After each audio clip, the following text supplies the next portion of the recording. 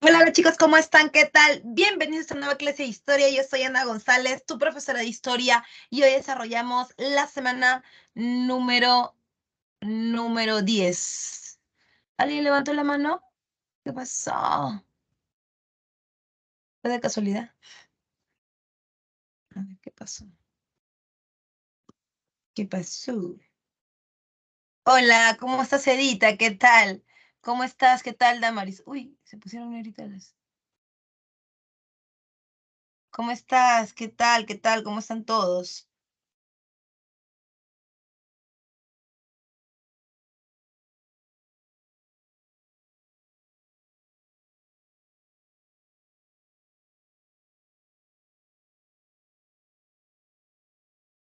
Ah, es la gente, qué bueno encontrarte así pilas, eso es bacán.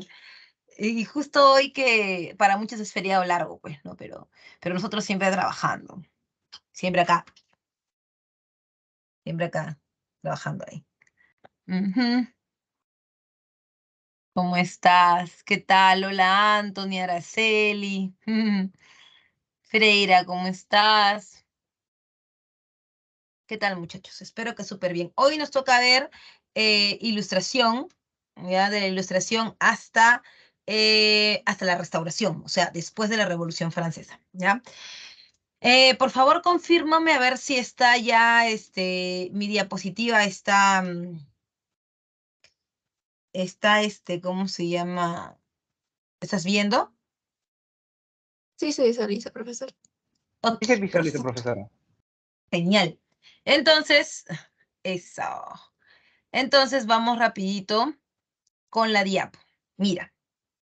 Vamos a ver, esta, esta semana va desde la ilustración hasta, como te decía, la restauración. Ahora, ¿cuál es el meollo del asunto aquí? ¿Qué está pasando? Mira, ¿qué es la ilustración? ¿Cuál es la cuestión con la ilustración? ¿Qué es? Es un movimiento intelectual que busca ¿qué cosa? Es un movimiento intelectual, o sea, impulsado por la burguesía, promovido por la razón, que busca menoscabar, que busca terminar con las bases de antiguo régimen. Una pregunta, profe. ¿Es cierto que la gente ¿Es cierto que la gente de la burguesía no quiere nada con el rey? ¿Odia al rey? La respuesta es no. ¿Qué cosa es lo que a la gente de la burguesía no le gusta del rey? ¿No le gusta del rey? Su intervencionismo económico, porque como tú sabes, en el antiguo régimen, el rey tiene una característica y a esa nosotros le llamamos a esa característica le llamamos centralismo, ¿no? Que es su principio, en donde el rey lo controla todo, el poder ejecutivo, legislativo y judicial, pero al mismo tiempo también, por supuesto, controla el espacio, el espectro económico. Entonces, si el rey dice que tal producto no se puede comerciar, ya te fregaste. No se puede comerciar. Solamente él decide lo que se puede o no se puede comerciar. Él decide la ruta, él decide el producto, él decide el precio, el impuesto, lo decide todo. Profe, pero yo soy un comerciante, eso no me conviene. Por eso es que no quiere por eso es que no quiere el antiguo régimen, pues. No es que no quiera al rey, no quiere esas características. Otra cosa, profesor, entonces, ¿qué características sí le gustan del rey? ¿Por qué le gustaría que se quede, pero no como un rey absoluto? Ah, ya, le gustaría que se quede, por ejemplo, para que controle al pueblo. Porque tú sabes que cuando no hay control de la población, cuando la población está en levantamientos o diferentes cosas, continuamente, no es revolución como esta, sino cuando la gente del pueblo tiende a rebelarse, etc. Cuando están así, el comercio se ve afectado, ¿no? ¿Y por qué se ve afectado? Porque la gente se desordena. Cuando protestan no compran. Y los puertos se ven afectados también. Entonces, por eso es que ellos prefieren un rey fuerte, ¿no? Prefieren un rey que controle en el aspecto social, pero que no controle en el aspecto político, en el aspecto económico.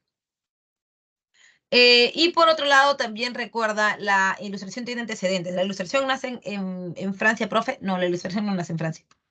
La ilustración nace en Inglaterra. Pero si nace en Inglaterra, profe, ¿por qué en Inglaterra no se pone en práctica? ¿Por qué de frente a Francia? Porque Inglaterra, la ilustración para los ingleses, o sea, las ideas ilustradas, los padres de las ideas ilustradas dan sus ideas en el siglo XVII, porque a Inglaterra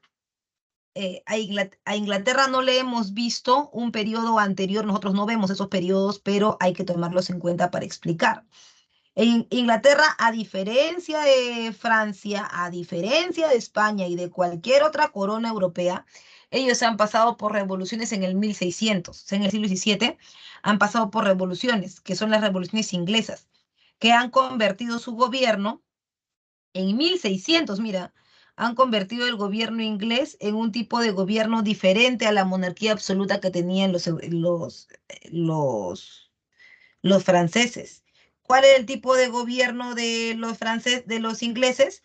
Era una monarquía parlamentaria. Ojo, ojito, la monarquía parlamentaria es diferente a la monarquía constitucional, porque la monarquía parlamentaria es un tipo de gobierno en donde hay un parlamento, o sea, hay un congreso que gobierna permanentemente con el rey a su lado, dando leyes, ¿no? Gobierna permanentemente.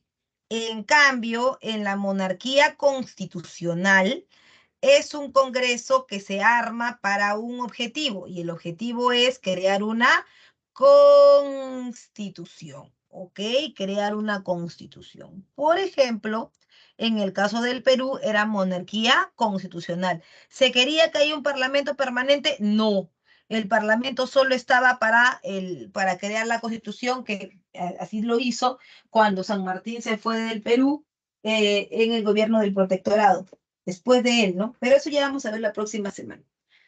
Entonces, ¿por qué la ilustración no impactó tanto en Inglaterra? Porque Inglaterra no lo necesitaba, porque Inglaterra ya había entendido que su tipo de gobierno debería ser otro, es decir, debería ser una monarquía parlamentaria. Entonces, donde sí impactaron con mucho las ideas de la ilustración fueron en Francia, ¿no? Porque ahí sí había, digamos que mucho pan por rebanar, ¿no?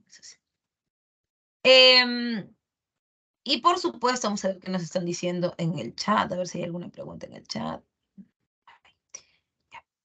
Y por otro lado también están las características de la ilustración. ¿Qué características tiene la ilustración?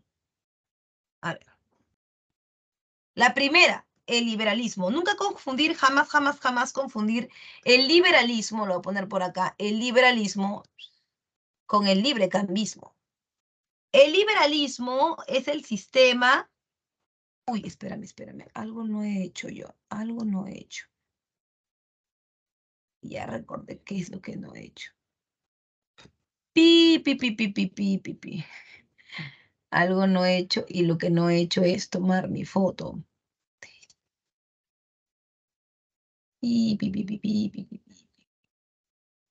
Ya, ¿dónde está la diapositiva? Así. Está. Ya.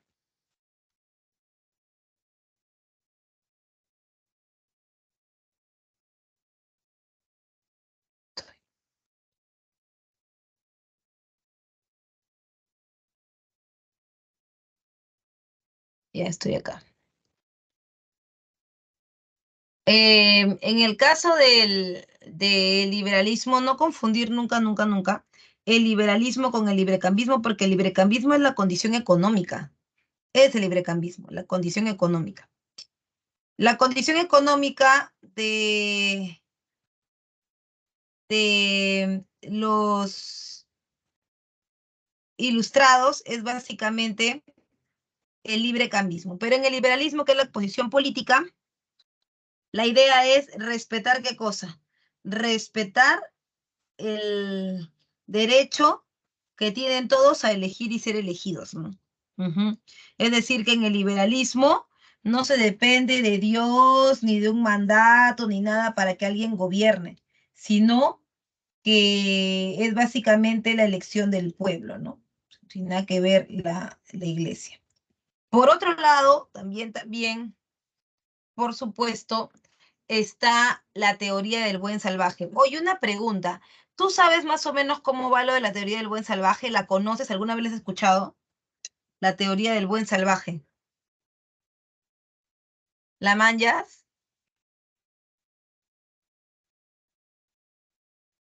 ¿Manjas la teoría del buen salvaje?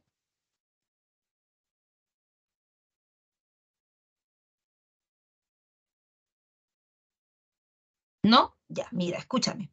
La teoría del buen salvaje es la que dice que, como lo había planteado ya Hobbes en algún momento, ¿tú te acuerdas de que tu profesor de filosofía te ha hablado de los padres de las ideas ilustradas y te ha hablado de Hobbes, de Locke, de Hume? Ya. Entonces, en este caso, recuerda, Hobbes, ¿qué decía? Hobbes decía, a diferencia de Locke, decía que el hombre era malo por naturaleza. Eso decía Hobbes, ¿no? Que el hombre era malo por naturaleza y que por eso se justificaba que existiera un rey, ¿no? Un rey fuerte, porque ese rey fuerte podría asegurar que no habrían discordancias sociales ni problemas sociales, ¿no? Él pararía todo. Pero lo cierto es que el hombre, según la teoría del buen salvaje, el hombre no nace malo en realidad. El hombre nace, como dice Rousseau y Locke, el hombre nace bueno por naturaleza, pero la sociedad lo corrompe. Explíqueme, profe. ¿Qué es lo que está pasando? Que en sociedad, cuando el hombre vive en sociedad, el hombre ha desarrollado algo que se conoce como un decálogo, una lista, digamos, de buenas costumbres para poder vivir en armonía, para poder vivir tranquilos, ¿no? En comunidad. Entonces, esa lista, ese decálogo, esa lista de la buena convivencia, es para todos. El que no la respeta está transgrediendo. Pero para respetarla hay que aprenderla. Cuando uno nace no la conoce. Entonces, la sociedad te corrompe, sí te corrompe, porque te tiene que transformar. La sociedad te tiene que enseñar. Eso significa corromper. La sociedad te tiene que enseñar cómo es que funciona. Entonces tú dejas de ser un buen salvaje, dejas de ser una persona natural para convertirte en ¿qué? Para convertirte en una persona de sociedad. Te han corrompido, te han intervenido. Te voy a poner un ejemplo. Imagina que tú eres, imagínate a tu primito, tu sobrinito, tu vecinito, no sé, algún niño chiquito que hayas visto en los últimos tiempos, ¿no? Entonces, imagínate esos chibolitos cuando nacen, son naturales, espontáneos, las ratas esas, ¿sí o no? Imagínate que un día están comiendo en un almuerzo y el chiquito viene y ¡pa! Se hace del 2. Pero está bebito todavía, tendrá pues, ¿qué? Menos de un año. Y el chibolito, ¡pa! Comienza un olor medio raro en medio del almuerzo, así, ¡ah, su qué asco! El chibolito es. Entonces, socialmente eso no está permitido, ¿sí o no? O sea, no es socialmente aceptado que tú, que estás comiendo con tu familia, vengas y hagas eso así delante de todos, ¿sí o no? Claro que él tiene su pañal, pero no está permitido eso. ¿Cómo vas a hacer eso? Tiene malas costumbres, ¿sí o no? ¿Ya? Entonces, ¿tú qué haces? No lo perdonas porque a él todavía no le han enseñado, pues todavía no ha aprendido. Entonces, ¿qué hacen? ¿Qué hacen? Simplemente su mamá va, lo cambia, ya no sé cuándo, ya listo. O se orina también en cualquier lado, ¿sí o no? Se está parado así, pa, se orina. Está sentado, pa, se orina. Porque él todavía no ha aprendido cuáles son las buenas costumbres. Entonces, ¿pero qué pasaría si fuera una persona adulta que ya conoce las normas de convivencia y lo hace. Ya ese pata lo hace por molestarse, ¿o no? Ya ese pata lo está haciendo adrede. Ya no es como el chiquito, que el chiquito no sabía, es un buen salvaje, él no sabía y simplemente le está haciendo caso a su cuerpo, o sea, ¿no? Ya. El otro no. El otro sí sabía y lo está haciendo por molestar. Él ya no es un buen salvaje, él es un transgresor, llámalo, no sé, corruptor de la norma, lo que tú quieras, pero él ya no es un buen salvaje, porque él sí sabe que lo que está haciendo está mal. ¿Te das cuenta? Entonces, cuando eso pasa, tú tienes que educarlo, tienes que transformarlo, tienes que corromperlo. Ese es el buen salvaje. ¿Se ha entendido? ¿Se ha entendido quién es el buen salvaje? O sea, profesora, que todos en algún momento, cuando hemos sido pequeños, hemos sido buenos salvajes, sí, porque tu intención no ha sido transformar ni modificar a los demás, ni molestarlos. Tu intención ha sido simplemente natural, ¿sí o no? Natural nomás. No sabías tú, pues, ¿no? No sabías que estaba molestando.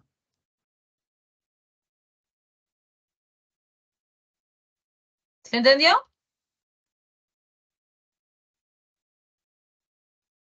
¿Todo bien ahí? ¿Se entendió?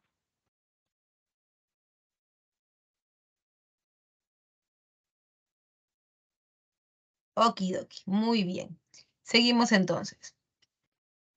Está también la primacía de la razón, por supuesto, que es lo más importante para ellos, el uso de la razón, pero sobre todo también el utilitarismo del conocimiento. O sea, no debes conocer por conocer. A nadie le importa cuánto calzaba la mamá de Pizarro con la uña cortada o sin cortar. A nadie le importa fechas y datos solamente por saber. Cuando ese conocimiento sirve para algo, cuando ese conocimiento te ayuda a entender la realidad, por ejemplo, ahí sí es importante.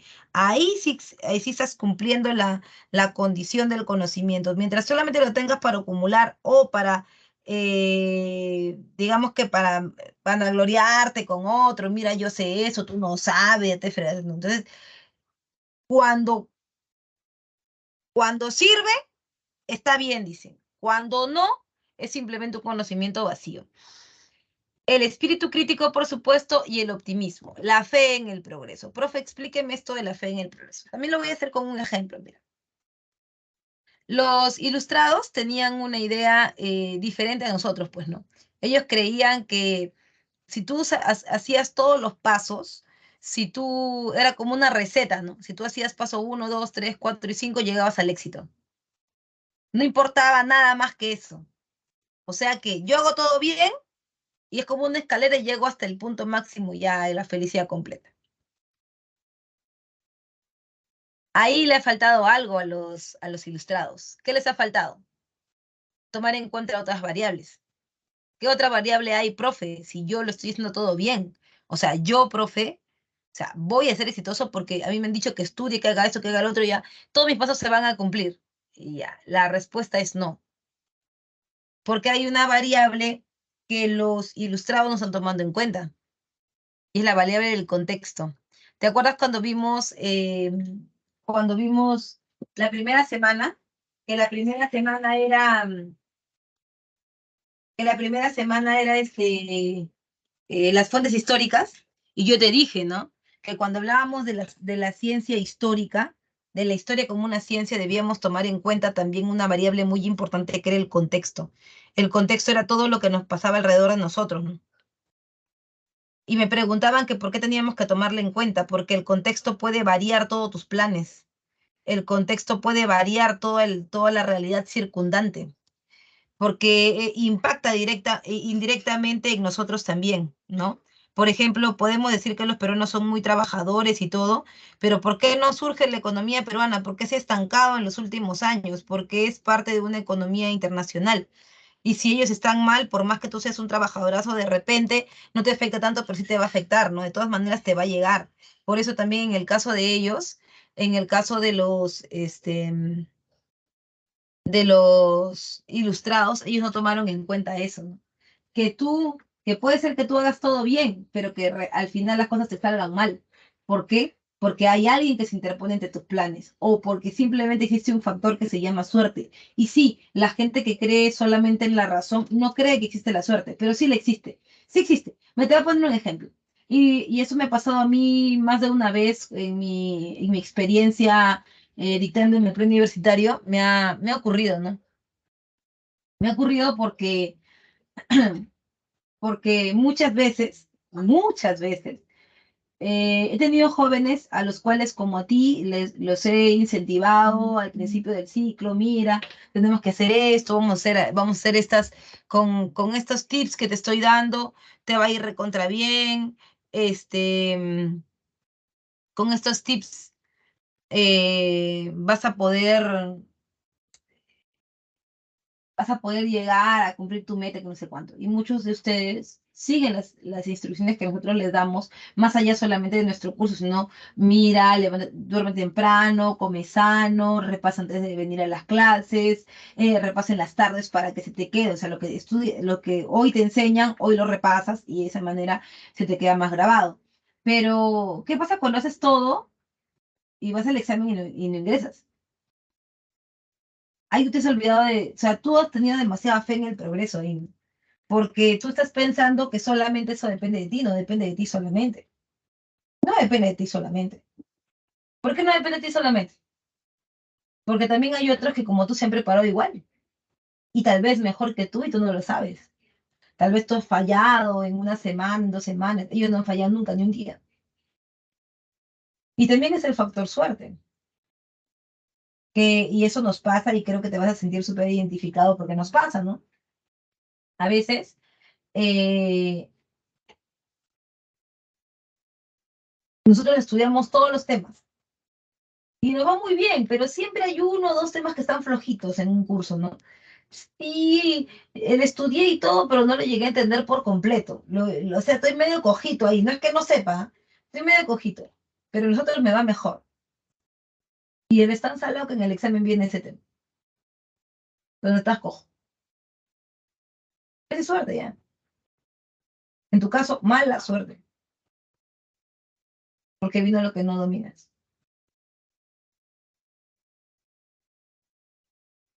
Entonces, si te das cuenta, no todo es tener fe en el progreso, no todo es optimismo, porque al final hay variables que no puedes controlar. Como en tu vida misma, tú te puedes enamorar de Pepito, de Juanito, de Curcuchito, ¿no? En tu caso, joven, de Chanchita. Pero Chanchita no quiere contigo, pues joven, no te quiere, no te va a querer, nunca te ha querido y ya se acabó. Entonces, por más que hagas, por más que cumplas paso 1, 2, 3, 4, 5, el contexto no te favorece. No puedo hacer nada contra eso. ¿Entiendes? O sea, sí hay una relación no tan directa entre el éxito y el conocimiento.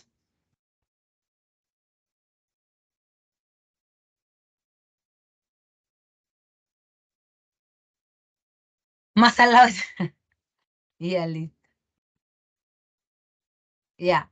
Y por último está también las propuestas liberales. Y dentro de las propuestas liberales tenemos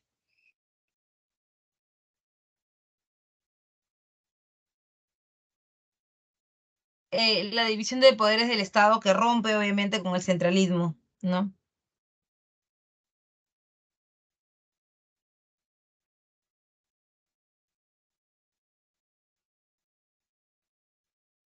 Y por supuesto, el Estado laico. Pero fue una pregunta. ¿Qué es el Estado laico? Es el Estado laico, y por favor, aquí la gente siempre se equivoca. ¿Ya? El Estado laico es aquel que puede ser oficialmente católico, que puede ser oficialmente protestante, pero que, o sea, oficialmente porque la mayoría de la población profesa esa religión, pero el Estado es laico porque no permite la intervención directa en la política ni en la economía de la iglesia.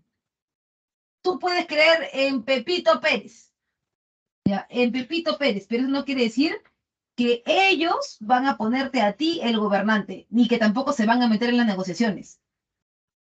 Porque así como tú crees en la Iglesia Católica hay muchos otros que creen en el protestantismo, en una piedra, en un cerro, lo que tú quieras. Entonces, la Iglesia, la religión en general, se separa del poder político.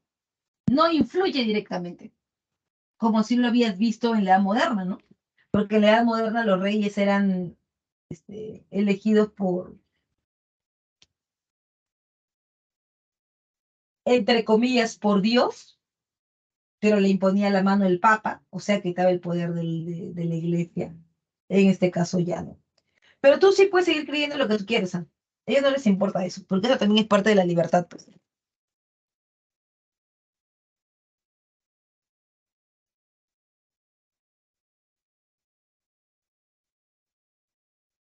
Por otro lado, también recuerda, están los representantes. Montesquieu es el que plantea la división del espíritu de las leyes. Voltaire, el crítico más fuerte, ¿no? El más fuerte de todos del absolutismo. Y Rousseau, el teórico de la soberanía popular. ¿Qué es la soberanía popular? ¿Qué te han dicho tus profes de filosofía? ¿Qué es la soberanía popular?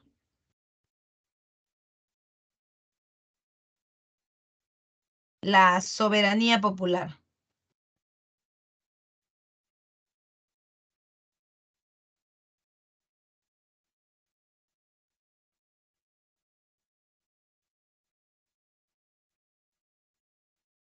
¿Qué te ha dicho tu profe de filo, no?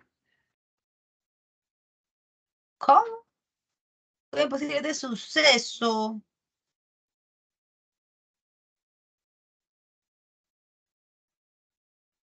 Ya mira, la soberanía popular es esta idea por la cual todos los hombres nacen con un poder para elegir y ser elegidos.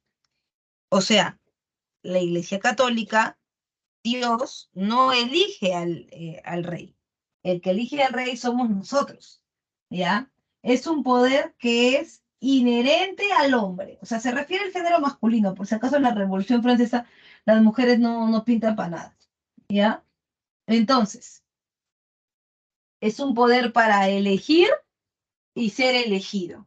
Y tú ese poder lo tienes en tu mano. Pero como dice Hobbes, el hombre es malo por naturaleza. Por lo tanto,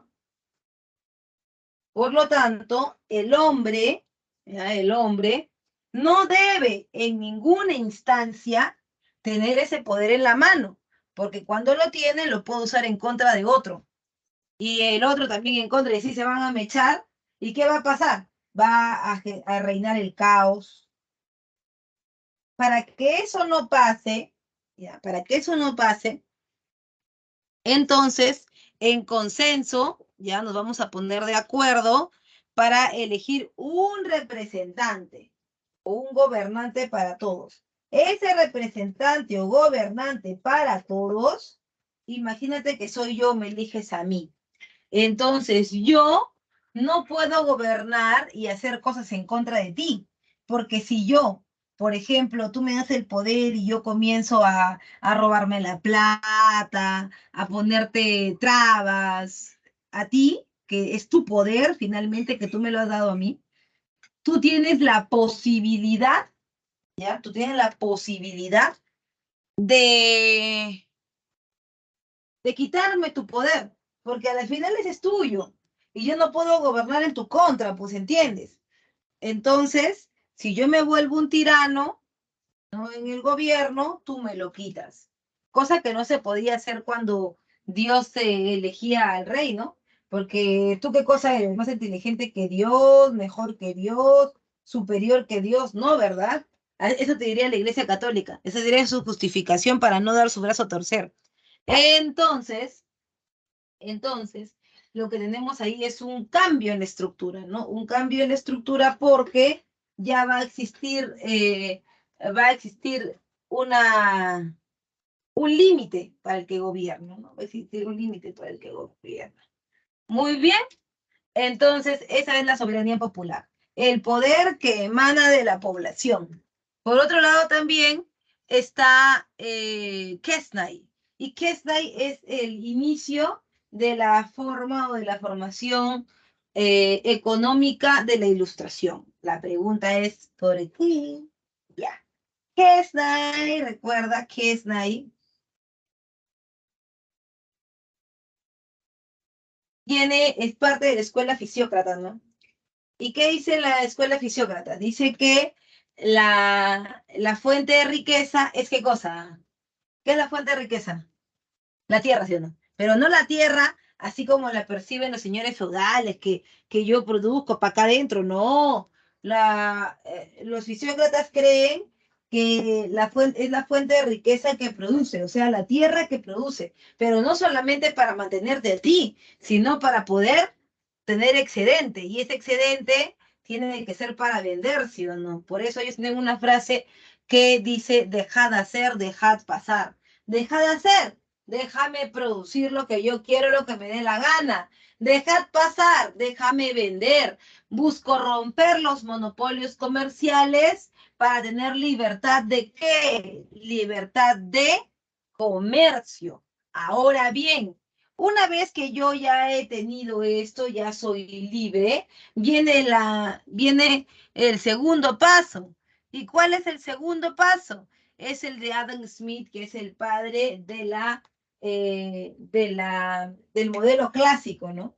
¿Qué dice él? Que una vez que tú ya seas libre y puedas comprar y vender por todos lados, tienes que tener en cuenta lo siguiente, que el rey no debe intervenir en nada, por eso el mercado se regula solo a través de la oferta y la demanda. Entonces, ¿hay alguna intervención del rey? No, ni en cuanto a las rutas, ni en cuanto a lo que se va a vender, ni en cuanto al precio, y mucho menos en cuanto a los productos. ¿Ok? Muy bien.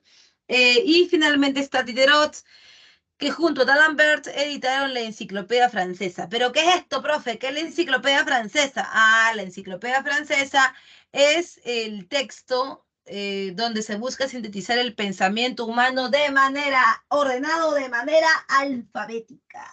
O sea que ahí vas a encontrar todos los conceptos que los ilustrados tienen hacia un periodo diferente que sería la edad contemporánea.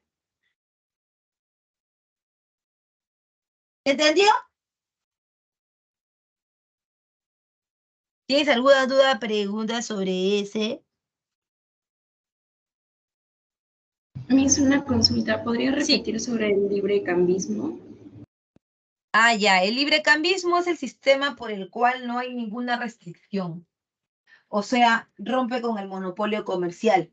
Los burgueses quieren que exista el librecambismo. No les interesa mucho si la política sigue igual, pero la economía sí tiene que tener cambios. ¿Por qué? Porque es la única forma de que el rey no se meta en nada. Es la única forma de que ellos puedan hacer y deshacer lo que quieran. Puedan tener rutas que sean más baratas, productos que sean más caros. Nadie les va a poner fronteras, nadie les va a poner topes. Entonces, ellos pueden calcular su ganancia y su producción de la manera que ellos decidan. Por eso, los burgueses están metidos en esto, ¿no? Están metidos en la ilustración. Ujú. Libertad de comercio significa librecambismo. ¿Sí? ¿Todo bien? ¿Se entendió? Sí, mis gracias. Ok.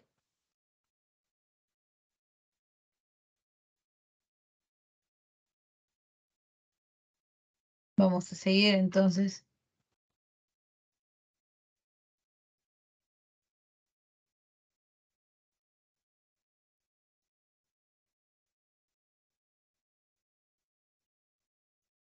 Ahora,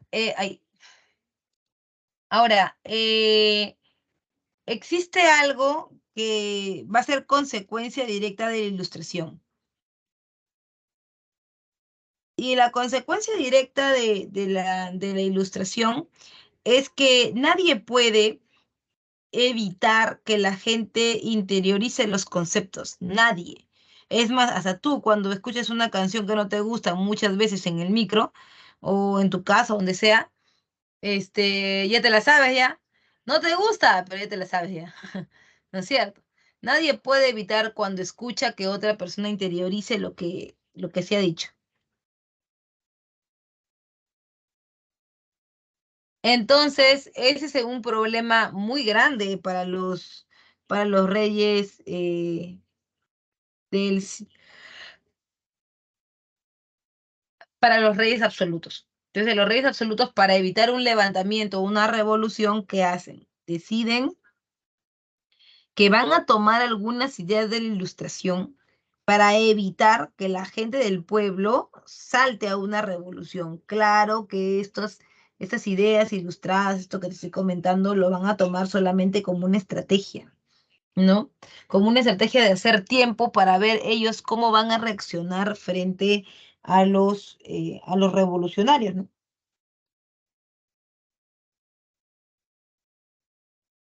Por otro lado, también es importante entender entonces que el despotismo ilustrado es la estrategia que combina las ideas de la ilustración con el absolutismo, con el objetivo de evitar el levantamiento del pueblo. Y por eso se le dice en una sola frase, todo para el pueblo, pero sin el pueblo, ¿verdad? Ujú.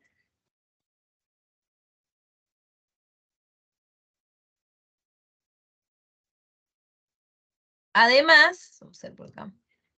Además, en cuanto a las características del despotismo ilustrado, se busca la implementación de reformas progresistas bajo el control de la monarquía y el incremento del centralismo. ¿Qué significa esto?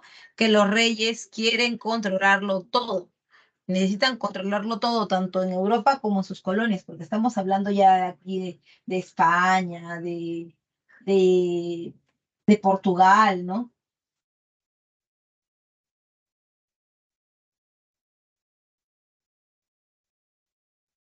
Entonces, en esas reformas que buscan concentrar el poder, un mejor control, una mejor administración de sus territorios, por ejemplo, Carlos III de España es un buen referente para el caso del Perú, ¿no?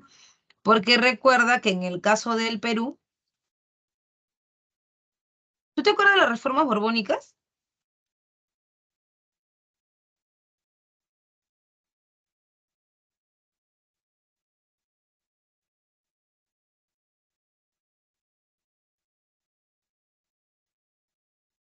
¿Te acuerdas de las reformas borbónicas? ¿Alguna reforma recuerdas?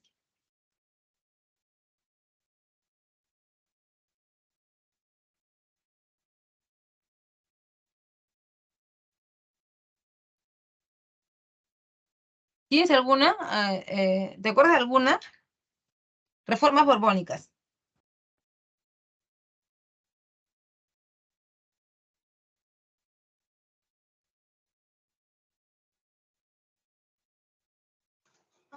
La implantación del comercio libre.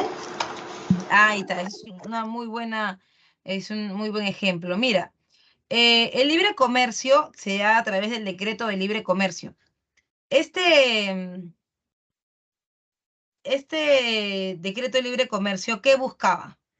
Buscaba abrir nuevos puertos, ¿sí o no? Y tú puedes decir, ay, profe, pero si usted se da cuenta, em, si usted se da cuenta, profe, el decreto de libre comercio, em,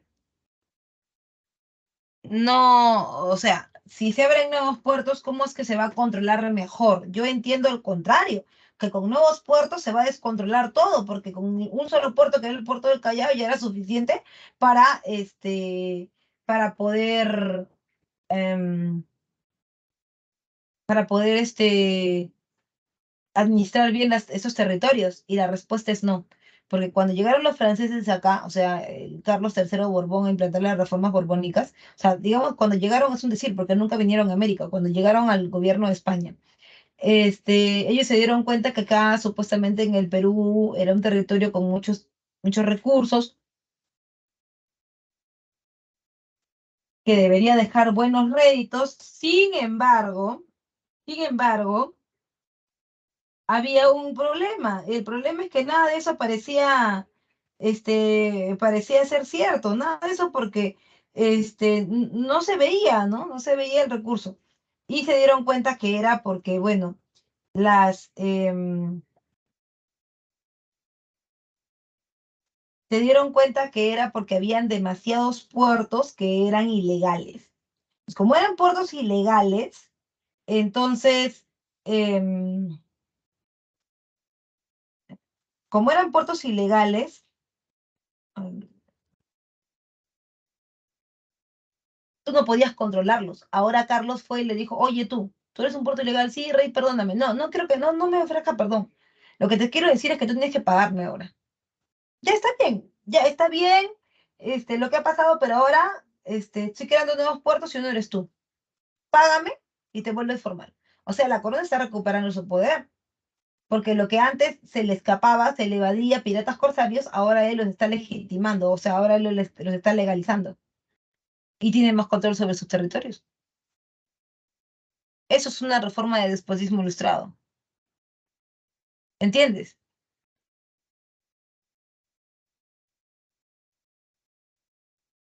Se utilizan estas ideas de la ilustración para generar una mayor confort en sus gobiernos. Pareciera todo lo contrario, pero no, ayuda bastante.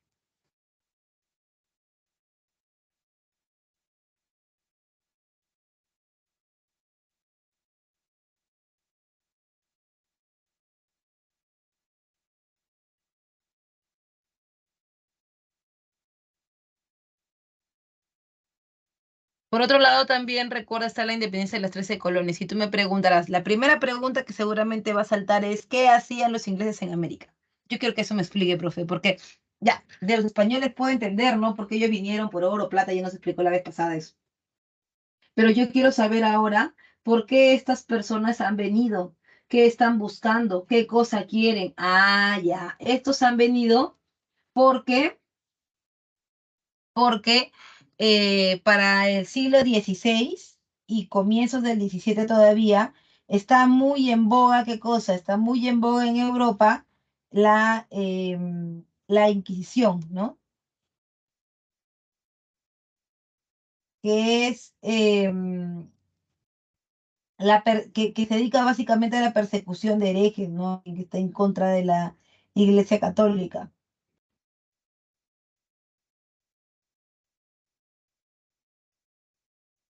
Entonces, em, la Iglesia Católica comenzó a hacer persecuciones en Europa, lo que se conoce como el Salem o la cacería de brujas, y esto asustaba a los luteranos, calvinistas y a los anglicanos, porque muchos de ellos iban a caer en esas redadas, ¿no? Entonces es por eso que,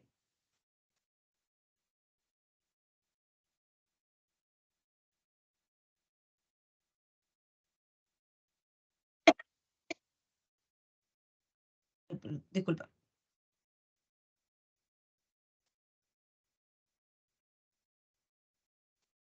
ahora. em, Estos anglicanos van a cruzar el charco evitando la persecución de la Iglesia Católica. Cruzan el charco y se encuentran en Estados Unidos. No hablamos de invasión. ¿Y por qué hablamos de colonia? Porque ellos vienen a quedarse para vivir, no están viniendo a explotar un recurso. Claro que en el medio, en el interín, pues siembran, ¿no? Se dedican al comercio, etcétera, de algo tienen que vivir también, pero no con la intención que venían los europeos, españoles, solamente de extraer, ¿no? De extraer. Bien, por otro lado, también recuerda, está el contexto, que es el de la Guerra de los 7 años entre Inglaterra y Francia por los territorios del norte de Francia. Pero, ¿qué ha pasado con los colonos? ¿Por qué es que se han rebelado? ¿Por qué están buscando su independencia? ¿Qué pasó ahí? Bueno, en el caso de los colonos, ellos se sentían ingleses en América, ¿ah? Como ellos no habían venido por su propia mano, sino que se habían escapado, entonces ellos todavía se creían con el lazo, el vínculo inglés, porque ellos em, habían, si quieres, simplemente traspasado el espacio físico, o sea, traspasado el espacio geográfico, porque ellos si pudieran hubieran estado en el otro lado. Entonces seguían pagando sus impuestos como buenos ingleses, ¿sí o no? A la corona, sirviendo a la corona, siguen pagando, pagando, pagando. Cuando llega un momento que George le dice, oigan, miren, vamos a pasar por una guerra, por favor, necesitamos su ayuda, sin problemas. Sin problemas, los ingleses, sin problemas, los ingleses en América, pues pagaban. Pero ya eso se volvió tóxico, ya. Se volvió tóxico porque George comenzó a aumentar los impuestos, aumentaba y aumentaba los impuestos. Y el problema era que también prohibía cosas. Por ejemplo, le decía a los colonos, ah, ya, ¿sabes qué? ¿Qué traen esos barcos, ah? Qué están sacando? No están sacando té. Ah, no, té no pueden vender. Pero ¿por qué? Si yo ya lo he cosechado, siempre lo he vendido. No puedes vender porque a mí se me ha dado la gana que ya no vendas. Es más, el único que puede venderte acá en toda, en Inglaterra y sus colonias es el rey, solamente el rey, porque era un buen negocio, pues, ¿no? Solamente el rey. ¿Qué? Sí. Y ese té que tienes ahí me lo tienes que vender a mí, solamente a mí. Bueno, los colonos dijeron, ya no importa, o sea, es como si tuviera un único cliente, ya no importa. Se lo voy a vender. Si yo produzco mi té a un sol, yo colono lo vendía a 5 soles. A ganar, pues, ¿sí o no? Porque tampoco no va a trabajar pan con pan, ¿sí o no? Entonces, la corona dijo, ¿qué? No, tú estás loco. ¿Cómo que 5 soles? Te lo has producido un sol, te lo compro un sol. ¿Qué? ¿Quién va a hacer un negocio así? O sea, que yo va a cobrar lo mismo que me he gastado. No, pues así no, yo no tengo ninguna de ganancia. Y por eso es que los colonos estaban en desacuerdo. Uno, por las restricciones. Dos, por el tema del aumento de los impuestos. Porque, por ejemplo, hoy pagas 100 soles de impuesto, mañana 110. ¿Qué? ¿Pero por qué tanto? No, que estamos en guerra. Ya, bueno. No importa. Vamos a, vamos a apoyar 110, ¿no? Mañana 120. ¿Qué? Y así iba subiendo y subiendo y subiendo. Ya pues la gente comenzó a decir, ya pues no te pases. Está bien, vamos a apoyar, nadie ha dicho que no. Pero por favor, ¿no? O sea, por favor, se pediría que, ¿cómo se llama? Que alguien ve este caso, ¿no? O sea que, y en el Parlamento que no nos apoyan, porque recuerda que ellos tenían una monarquía parlamentaria. En el Parlamento alguien que nos apoye, pero alguien dijo, ¿sabes por qué pasa todo esto? Porque nosotros no tenemos un representante en el Parlamento inglés, siquiera uno, para que cada vez que estos desgraciados, quisieran hacer lo que sea con nosotros, él sacara cara por nosotros. No. Nadie saca cara por nosotros. Ellos se aprovechan y se aprovechan. Por eso mejor hay que irnos al enfrentamiento directo con la corona y exigirle nuestros propios derechos, porque nadie ve por nosotros.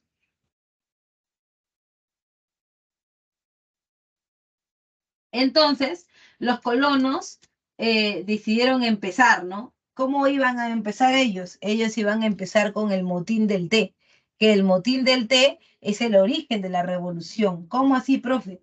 Como ya la corona se había puesto ya demasiado pesada, ¿no? Y la corona seguía y seguía y seguía y seguía molestando que sí, que yo nomás puedo vender, ustedes no pueden vender. Entonces, los colonos dijeron, ya, ya, ya, ya, te vamos a vender a un sol a ese precio huevo que tú dices, ya, perfecto. Pero sí tienes que tener tus barcos hasta acá, ¿no? Hasta vos no tienes que tener tus barcos para que nosotros desembarquemos y ahí echemos el té. Entonces, ya estaba todo listo, iban a embarcar, se acercan los barcos y los colonos, en vez de cargar los barcos con el té, ¡fa! Lo echan al mar. ¿Y la corona qué? ¿Qué es esto? ¿Qué es esto? Dios mío. Ahí está, pues. Si quieres tu té, George, ahí está, en el mar. Jala tu colador para que lo levantes, pues. Porque nosotros no vamos a trabajar para ti gratis. ¿Quién crees que somos nosotros? ¿Ah? Nos ha costado un montón esto. Ya nos cansamos. Sí, claro, nos sentimos ingleses, pero no vamos a permitir que nos pisotees de esa manera. Y encima todavía quitando nuestros derechos. Prohibieron las cosas. No, hasta aquí llegaste. Y los colonos sabían en ese momento también que, o sea, se sabía que ellos haciendo eso iban a despertar pues al monstruo, ¿no? O sea que la corona iba a querer pues aplastarlos. Así que es por eso que después del motín del té, ellos decidieron reunirse para ver qué cosa iban a hacer, qué acciones iban a tomar. Esas reuniones de los colonos se conocen como congresos. En este caso tenemos dos congresos de Filadelfia, uno del 74 y el otro del 75. En el primer congreso de Filadelfia se acuerda ir, no separarse hasta que la revolución no haya cuajado, y lo segundo, crear una constitución. Lo que se haría recién para el segundo congreso. Ya para el segundo congreso, ¿no? Ya para el segundo congreso se declara la guerra y la independencia a Inglaterra. Profe, pero a mí me parece, profe, que eso ya es muy descabellado, profe. Qué loco. ¿Cómo se van a lanzar los colonos? ¿Cómo se van a lanzar a hacerle la guerra a Inglaterra? Yo creo que van a perder. Y yo te respondo, no, no van a perder. ¿Por qué? Porque te estás olvidando de algo, que los colonos están apuntando a una guerra, pero ellos tienen el sartén por el mango. Profe, ¿por qué tienen el sartén por el mango? ¿Por qué usted dice eso si, imagínense, un gobierno, un ejército del rey debe ser mucha máquina, profe? Sí y no, sí y no. ¿Por qué? Porque el ejército del rey no es nada, no es nada sin los colonos. Porque los colonos son los que con sus impuestos mantienen el ejército, pero como ya no van a pagar impuestos, entonces el ejército también se debilita. Y cuando se debilita, son los colonos los que tienen las de ganar. Y además de eso, los colonos van a ser apoyados ¿por quién? Van a ser apoyados por los franceses, por los españoles, por los holandeses, porque ninguno de ellos quiere que los ingleses, que la corona inglesa entre a América. ¿Y por qué no? Por el norte de, de lo que ahora es Estados Unidos, está Canadá, una colonia francesa. Por el sur, España. Nuevo México, disculpa. No España, una colonia española. Nadie se va a arriesgar a que los ingleses entren para que luego los dominen a ellos. Por eso, es que, por eso es que los van a apoyar, ¿no? Y en ese apoyo van a ganar. Entre ellos, como el corazón valiente. Ajá, como el corazón valiente, sí.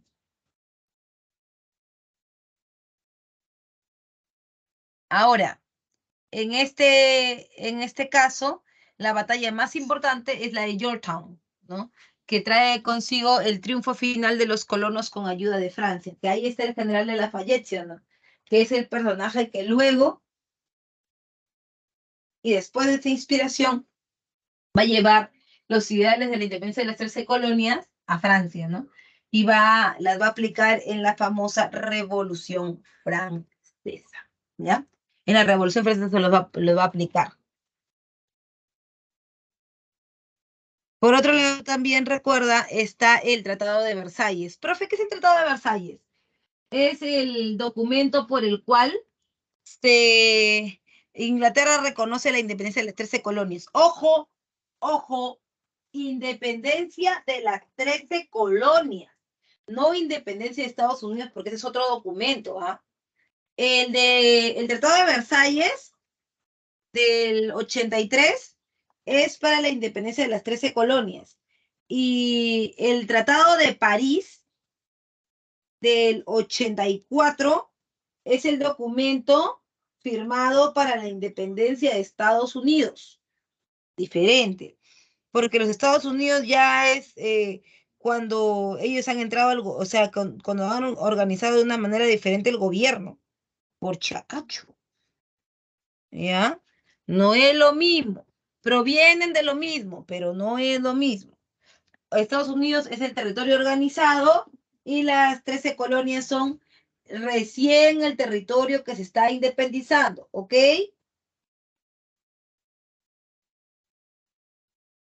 Por favor. Bien, Por otro lado están las consecuencias. Es la primera colonia independiente. Sí, en todo el mundo es la primera que se logra independizar de su metrópoli. Porque las 13 colonias, van a ser inclusive el ejemplo para la independencia de las colonias hispanoamericanas. O sea, para México, para Perú, por supuesto, van a ser la inspiración. Aquí, por ejemplo, al Perú, esa inspiración la trae Bolívar. San Martín es mucho más pegado a las ideas de la Revolución Francesa, que están inspiradas también en las ideas de las 13 colonias, pero tienen otro tinte, un tinte más político, ¿no? En el caso de las 13 colonias, no, pues en el caso de las 13 colonias es un tinte más social, ¿no? Y económico, ¿ya?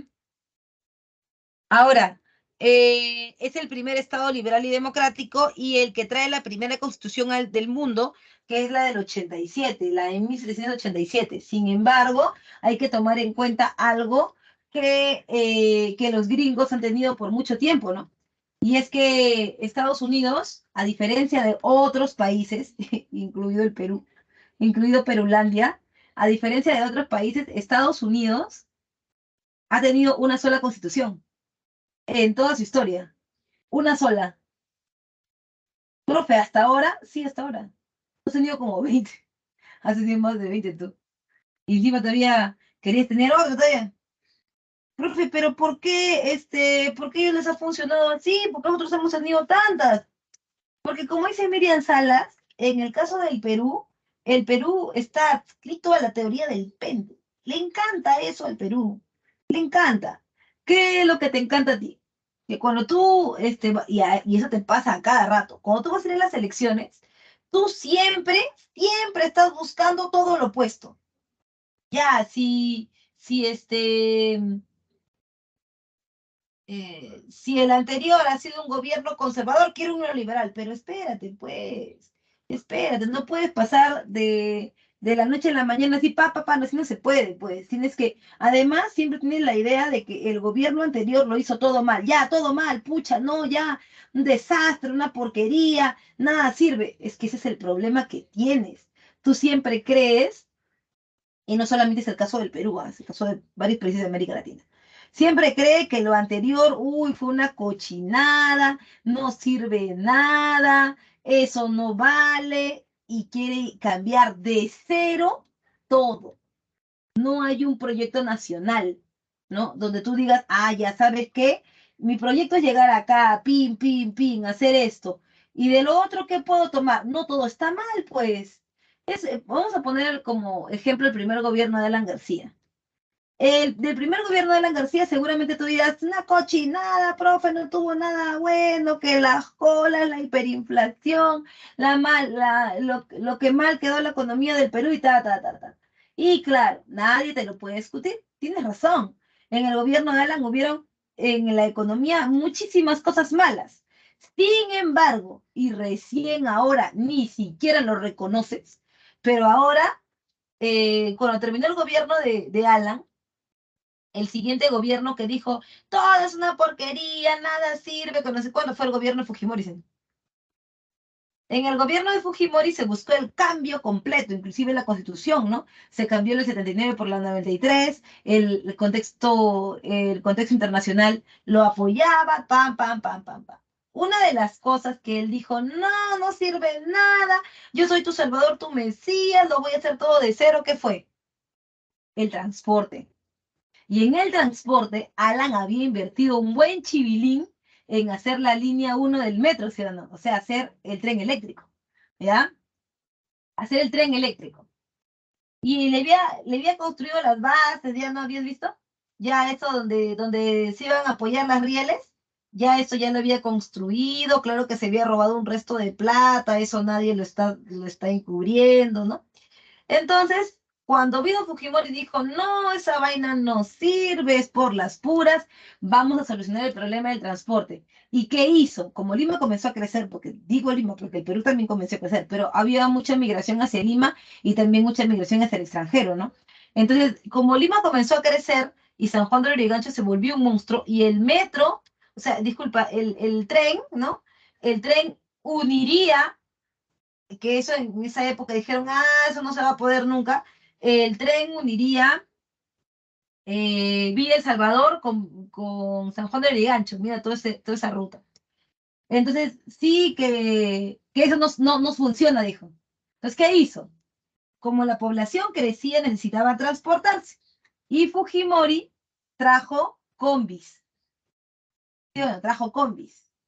Pero ¿qué pasa con las combis? ¿Qué pasa con las combis? Que en una combi entran 10, 15 personas. En una salida del tren, 500. Ya, pues. Entonces, ¿qué pasa? Que cuanto más carritos chiquitos traías, más hacías tráfico, ¿no? Y llegó un momento donde eso ya no se podía controlar. Por eso es que siempre buscan hacer la línea amarilla, el corredor morado, el corredor rojo, porque son carros grandes que pueden llevar en una sola jalada mucha gente. Y tú dijiste, no, no, no, no, no, no vale, no vale, no vale. Vino Vale en su segundo gobierno y lo terminó. ¿Y ahí no lo están disfrutando? ¿Ahí no lo están disfrutando? Ah, ya ves, ya ves. Ellos han hecho lo mismo en su constitución. Sí, claro, o sea, ha pasado el tiempo y obviamente que sus leyes tampoco no todas se ajustan a la actualidad, pues, ¿no? ¿Y qué han hecho? Han modificado nomás, pero no han cambiado de constitución, porque eso significaría cambiar el sistema económico, el sistema político, porque si no, ¿para qué quieres cambiar todo? O sea, lo que se está diciendo cuando vas a cambiar una constitución es que tú vas a cambiar el sistema económico, tú vas a cambiar el sistema político, porque si no solamente la enmiendas, pues, ¿no es cierto? ¿No es cierto? No, no todo lo que está en la Constitución es malazo, ¿sí o no? Deben haber cosas que progresivamente se puedan cambiar dentro de un sistema político y económico con el que nos encontramos.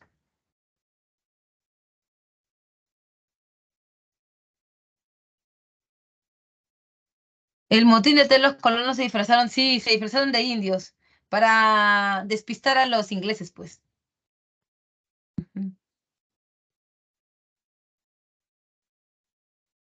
Para que no se les echara la culpa a ellos, pues, ¿no? A los colonos, sino pues se les echara la culpa a los indios. En todos lados se cuecen habas, pues.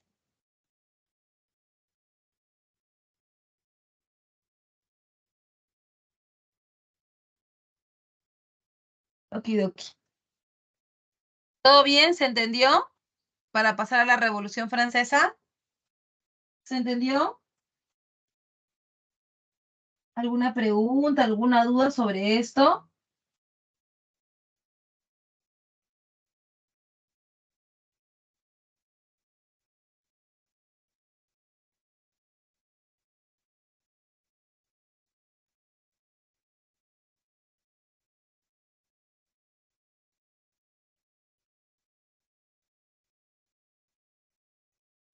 Todo bien, dice la gente, dice Damaris que está todo bien.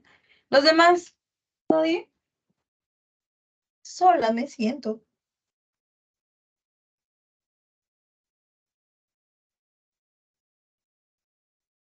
Bueno, ya está, ahí dice Alex.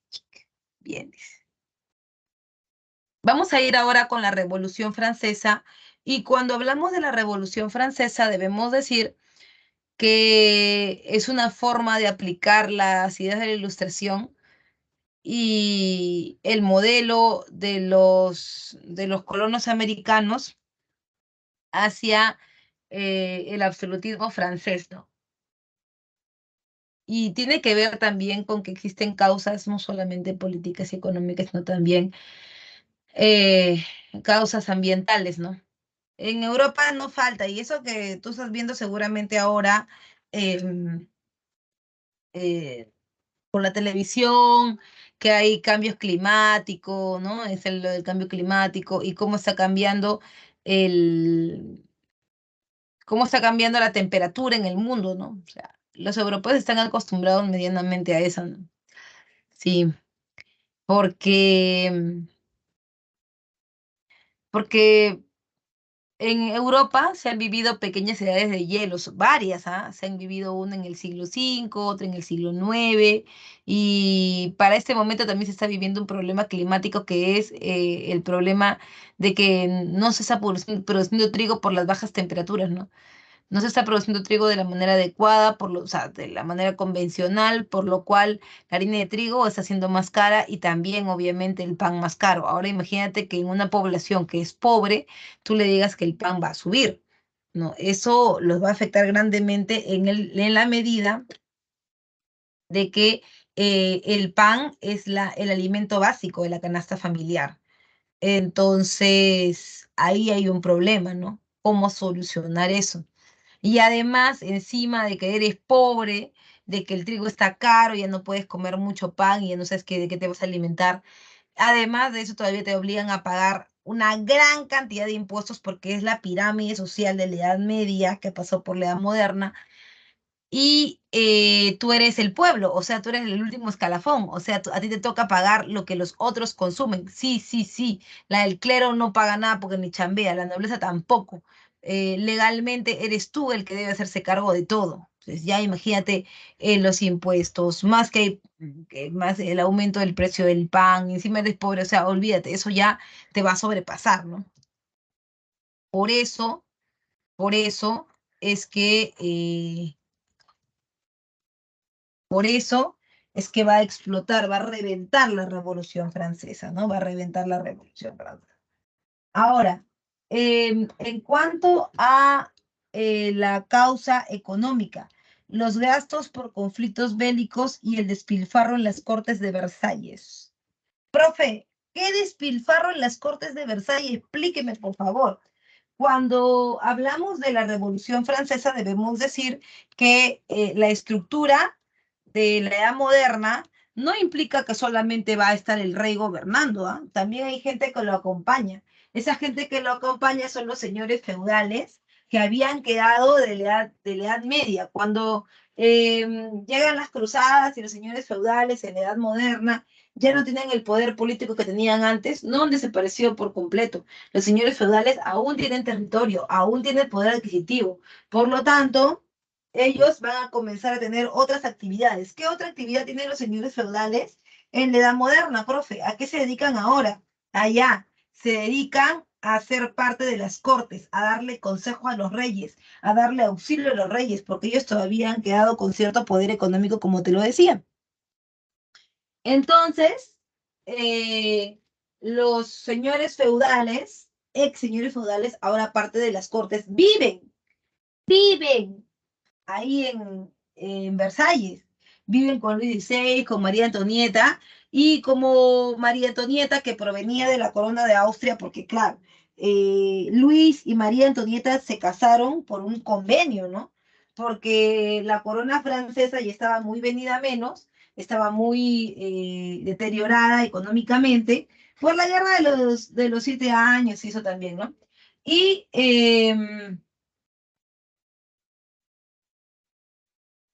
Y además de eso, bueno, ya Francia se había deteriorado, como te digo, por el problema este de que solamente el pueblo era el que los mantenía económicamente. Entonces, digamos que su economía no era lo sólida que se quería, ¿no?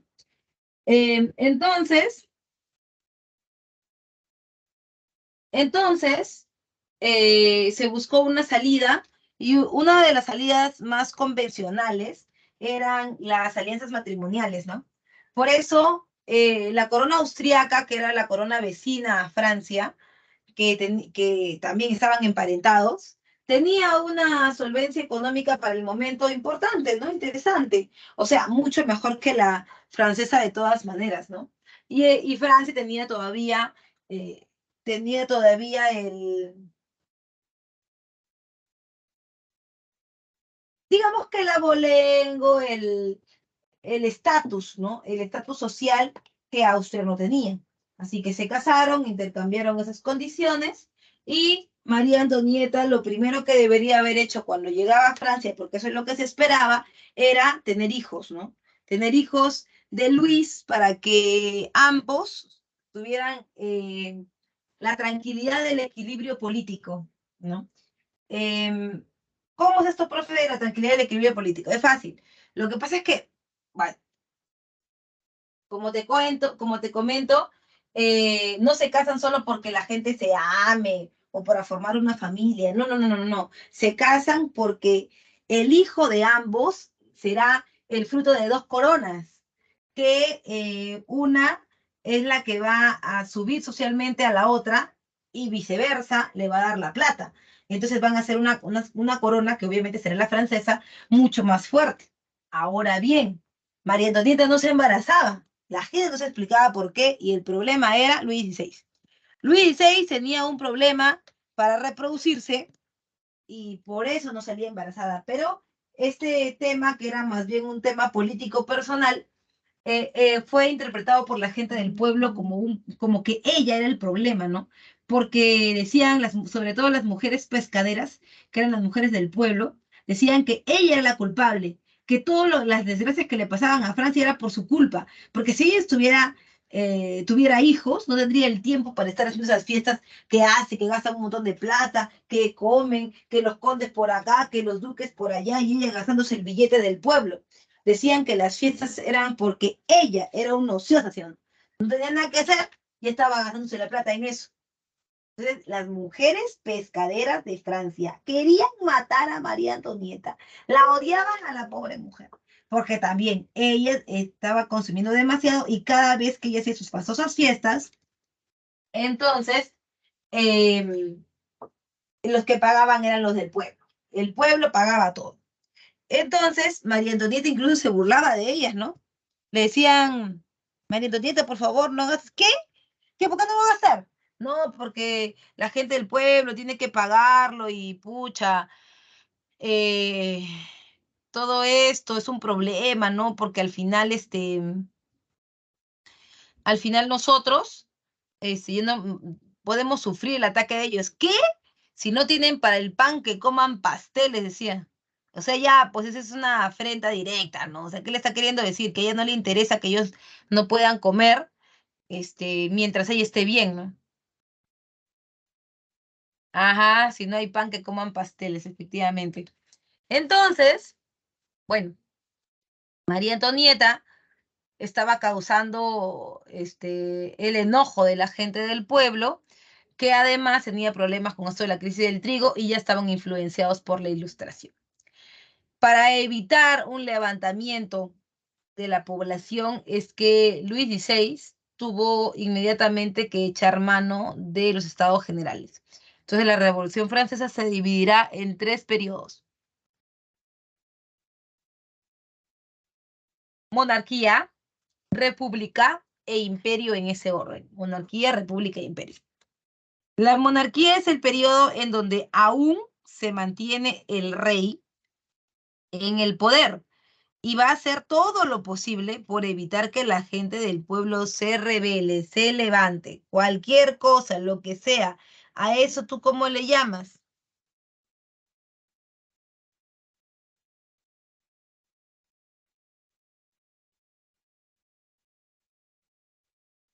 ¿A eso tú le llamas?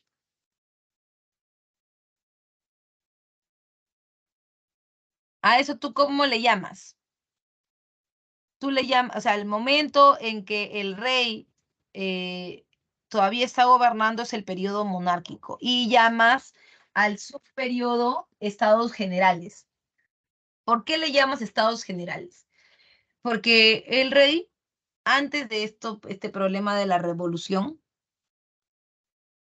eh, el rey hacía reuniones. Obviamente en las reuniones no participaba el pueblo, solamente participaban el,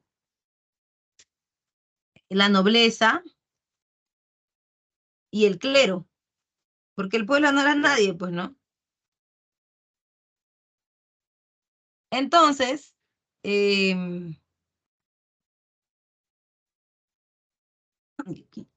ya. Entonces, en estos estados generales se permitió la intervención del pueblo. ¿Con qué objetivo? Con el objetivo de calmar las masas, evitar de que la gente del pueblo se levantara en una revolución. Tomar en cuenta lo que decían era lo más importante para ellos, ¿no?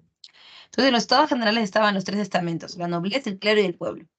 En los estados generales, la gente del pueblo fue a exponer, ¿no? A decir que en realidad, o sea, ellos mm, no estaban en contra de que, de que los nobles hicieran sus fiestas, tampoco estaban en contra de que los clérigos coman bien. No estaban en contra de nada de estas cosas, como se decía, ¿no? No, que lo del pueblo no quiere que hagamos fiestas, tan envidiosos de nosotros, pero en realidad no era eso.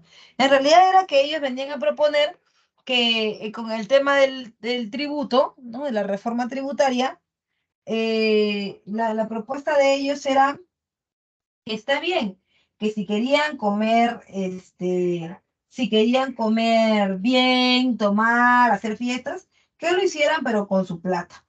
O sea, claro, que lo hicieran, o sea, con su billete, ¿no? Que ellos pagaran impuestos, como cualquier otro. Nobleza quiere divertirse, que pague impuestos, y con eso se paga lo que ellos quieren. Claro, lo mismo, también igual. Y nosotros también por igual, que cada quien pague lo suyo, ¿no? Que era lo más justo. Es por eso que Luis XVI decidió en ese momento llevar a votación a la propuesta del pueblo que no parecía descabellada. Y hizo la votación. Sin embargo, la votación no se hizo por persona, como debería ser, porque la gente de la Ilustración te había ya dicho que nosotros no somos el pueblo, nosotros somos Pepito, Juanita, María, porque somos liberales, porque somos únicos, porque somos independientes. Entonces, ¿qué hizo Luis? Dijo, ya, ¿quiénes están a favor de lo que ha dicho o en contra primero de lo que ha dicho el pueblo? Y levantaron la mano la nobleza y el clero. Bacán, tenemos 2 puntos, 2 votos en contra. ¿Y quiénes están a favor? 5.000 personas en el pueblo y en la nobleza habían 4 y en el clero habían 2. Y en el pueblo habían 5.000. El clero había dicho que no estaba de acuerdo, 1 voto. La nobleza había dicho que no estaba de acuerdo, otro voto. Y el pueblo obviamente dijo que sí, que ellos estaban de acuerdo. ¿Y eso qué significaría? 1 voto. Por lo tanto, el pueblo iba a perder. ¿Por qué iba a perder el pueblo? Porque si el voto hubiera sido por cabeza, nada hubiera pasado. Pero este voto era por estamentos. Así que la gente del pueblo dijo, ¿sabes qué? Esto que se ha hecho Luis es una burla. Es una real burla. Porque ¿cómo es posible que nos hagas venir hasta acá y nos hagas, o sea, prácticamente, ¿qué me estás queriendo decir? Que yo, que soy del pueblo, o sea, 5.000 de nosotros valen por 5 de ellos, o sea que no valemos nada, ¿eso me estás queriendo decir? ¿Sabes qué, Luis? Hasta aquí llegaste, ¿ya? Hasta aquí llegaste. Mira, agarra tu votación, haz la rayito, tírala a la basura porque nosotros no queremos nada con eso. Adiós. Nos vamos, vámonos muchachos, solamente la gente del pueblo, aquí al costadito, al salón del juego de la pelota. Y en el salón del juego de la pelota nos reuniremos para acordar cuáles van a ser las condiciones por las cuales nosotros vamos a hacer la revolución, porque esto ya fue demasiado, ya se extralimitó. O sea que el rey piensa que nosotros somos tontos, no lo somos. Además, es más, la Ilustración nos ha dado herramientas para saber qué podemos y qué no podemos hacer. Y es por eso que ellos se van a la Asamblea Nacional. En la Asamblea Nacional solamente, y escúchalo bien, solamente va el pueblo. Uy, ¿qué pasó acá? Aquí está. En la Asamblea Nacional solamente se presenta el pueblo y es la que se va a dar en el Salón del Juego de la Pelota, ¿no? Que es el lugar donde uno se acuerda redactar una constitución a pesar de las presiones, ¿no? Redactar una constitución que sea una constitución de la revolución. Y por otro lado también está la Asamblea Constituyente.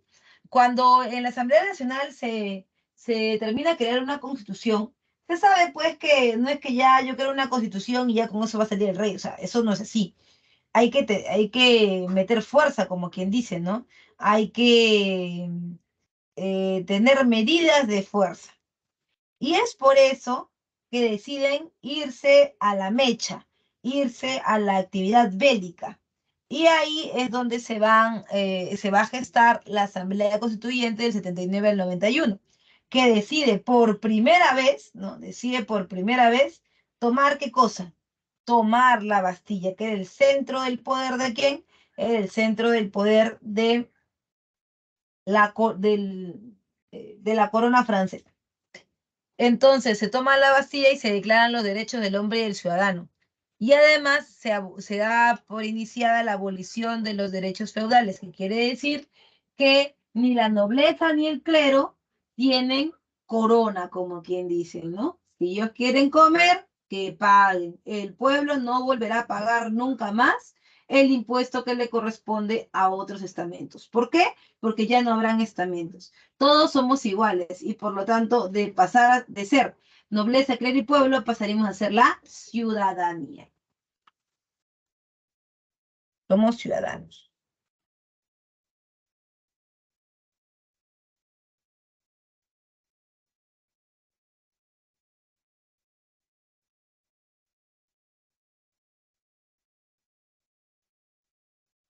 Por otro lado, también recuerda, en esta Asamblea Constituyente se da la Constitución Civil del Clero, la cual busca la recuperación de los bienes del pueblo que ahora forman parte de la iglesia, pero asimismo, como, como los bienes de la iglesia,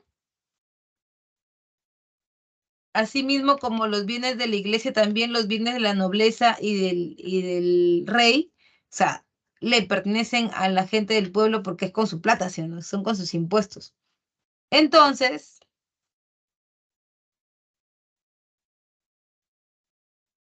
entonces, los reyes, sabiendo que la gente del pueblo va a venir por sus cosas, no va a exigir, entonces, ¿qué hace el rey? Se quiere escapar. Pero en lo que se está escapando, la gente del pueblo lo atrapa, porque recuerda que tienen su policía revolucionaria. Entonces,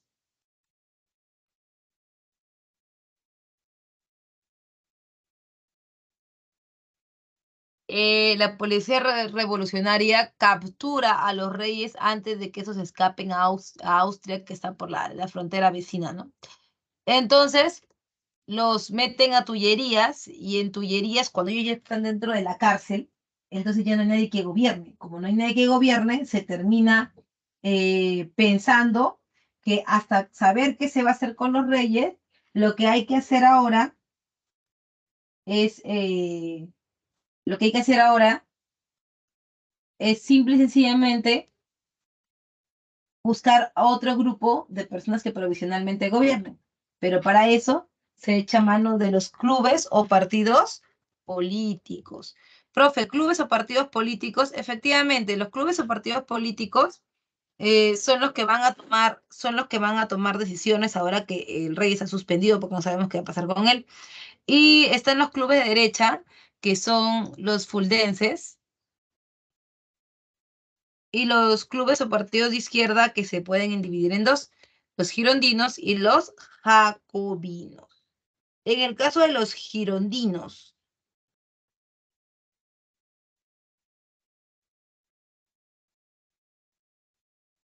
estos girondinos son una izquierda moderada.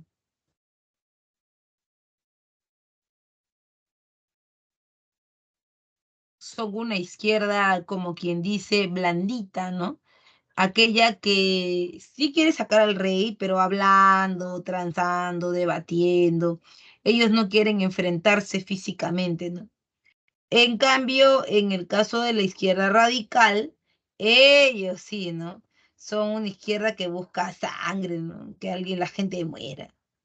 Em, entonces, están estas dos propuestas y esas son las que van a gobernar mientras que los reyes estén en la cárcel, ¿no? Estén encerrados. Entonces, llega así el periodo de la Asamblea Legislativa, desarrollo de grupos políticos, se declara la guerra a Austria y se suspenden las funciones constitucionales del rey. Ahora, con la Asamblea Legislativa termina el periodo de la monarquía, porque en el siguiente periodo, que es el republicano, en ese siguiente periodo Los reyes van a ser ejecutados. Sí, los reyes van a ir al patíbulo, les van a cortar la cabeza y por lo tanto, si ya no hay rey, entonces no estamos en etapa monárquica, estamos en etapa republicana. En la república, ¿ya? En la república, el primer gobierno que vamos a ver es el gobierno de la Convención Nacional de 1792 a 1795, que es el conocido gobierno de Maximilien de Robespierre. ¿Qué dice Maximilien de Robespierre? Al principio toda la gente lo amaba, ¿no? Robespierre, Robespierre, que lo máximo Robespierre, porque él era la encarnación, era la representación viva, ¿no? Era la encarnación, la representación viva eh, de las ideas ilustradas, de la razón, ¿no? Sin embargo, poco a poco Robespierre comenzó a presentar algunas cositas que a la gente de entrada no le gustaban, como por ejemplo,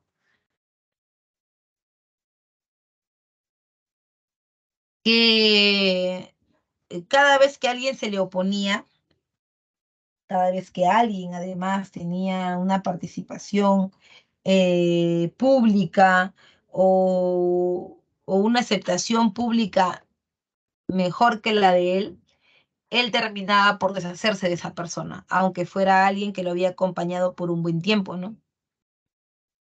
Em, Así, por ejemplo, eh, él envía a ejecutar a Luis XVI y la gente lo ama porque la muerte de Luis XVI significaba el fin de la era del absolutismo, pero no sabían lo que se les venía, ¿no?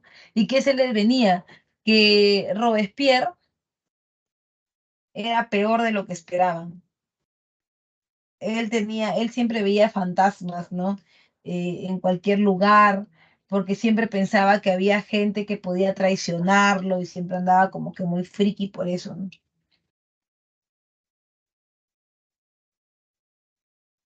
Por eso crea el Ministerio de Salud Pública, que es la institución por la cual se hacían las investigaciones,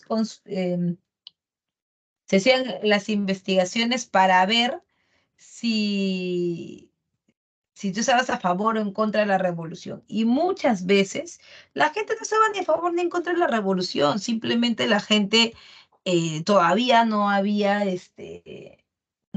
generado eh, todavía no había generado una opinión, simplemente se mantenía al margen, con que no esté el rey era suficiente. Pero para eso no era suficiente para Robespierre.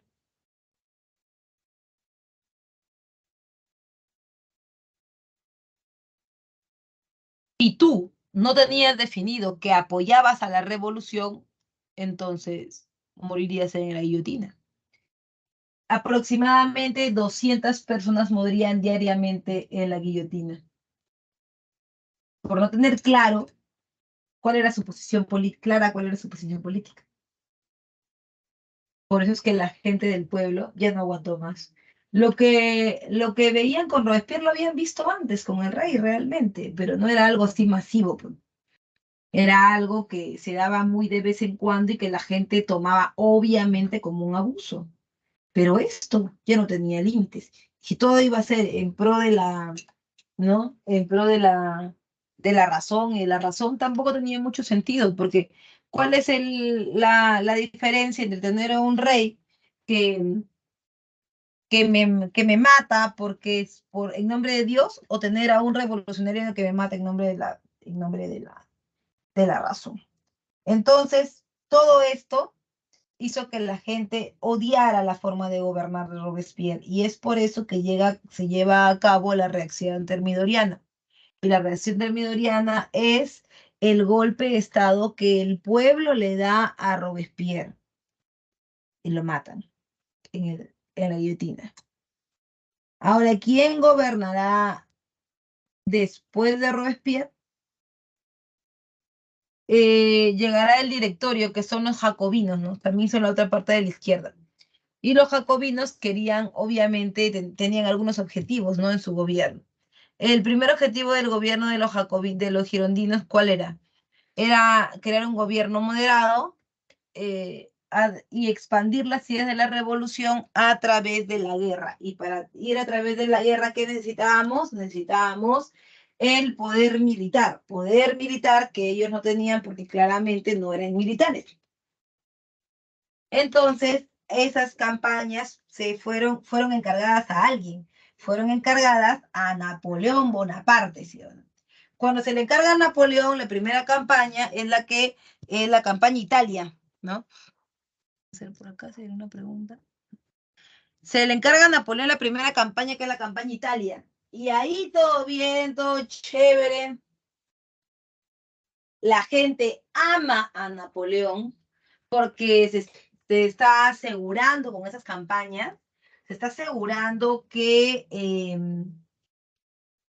la revolución se expanda y que no pueda filtrarse por otro lado el absolutismo. O sea, que se está asegurando que la revolución no va a ser contragolpeada, a eso se refiere. Entonces,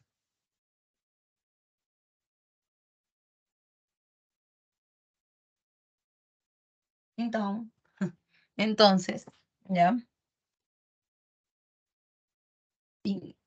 Ay, ya. Entonces, la gente del directorio manda a Napoleón a estas, a estas, a esta misión y ya Napoleón se estaba convirtiendo en algo, en algo molestoso, ¿no? Porque la gente, en vez de reconocer un gobierno del directorio, reconocía más bien las campañas de Napoleón. Y eso obviamente no gustaba. Por lo tanto, había que deshacerse de Napoleón. Pero ¿cómo? Si él prácticamente ya la gente lo veía como un ídolo. Entonces había que mandarlo a las expediciones a África. Entre ellas, la más terrible era la de Egipto, ¿no? La idea era mandarlo, que se muere en la campaña y así deshacerse de él sin tener que hacer lo que hacía Robespierre, que por eso la mandaron a la guillotina, que era deshacerse de sus enemigos así, matándolos, ¿no? Entonces, pasan los meses, Napoleón no regresa y a su regreso viene el problema porque ellos pensaron que Napoleón ya lo habían borrado del mapa, ¿no? Que ya, pues, no, nunca más lo iban a volver a ver, pero Napoleón da el golpe, ¿sí o no? Y regresa para dar un golpe de Estado con ayuda del pueblo. Ese golpe de Estado popular se conoce como el 18 de Brumario. El golpe de Estado donde Napoleón hace caer al directorio. Pero ahora que el directorio ha caído, se necesita un tipo de gobierno, o sea, un gobierno. ¿Quién va a gobernar ahora? Y la gente del pueblo dice, obviamente el que va a gobernar es Napoleón. Así que Napoleón entra en un gobierno llamado el consulado. En el consulado napoleónico que va de 1799 a 1804, Napoleón firma el concordato con la Iglesia Católica. Es decir, le entrega territorios a la Iglesia Católica para que ellos puedan hacer sus estados pontificios y evitar que se metan en otros territorios, ¿no? Para que tengan su propio, si quieres, su propia nación. Y crea, por supuesto, el Código Civil Napoleónico. ¿Qué es el Código Civil Napoleónico? Es el documento que reemplazaría a la Constitución de la revolución. Sí, el mismo documento que se había hecho al principio de la revolución, a ese lo reemplazaría y en realidad a todo el sistema legal de Francia. Pero ¿qué significa eso? ¿Qué significa que Napoleón tenga ahora el poder legislativo y el poder ejecutivo en su mano? ¿A ti a qué te suena eso? Vamos, a ver si me estás siguiendo. ¿A qué te suena eso? A que Napoleón esté concentrando los poderes del Estado.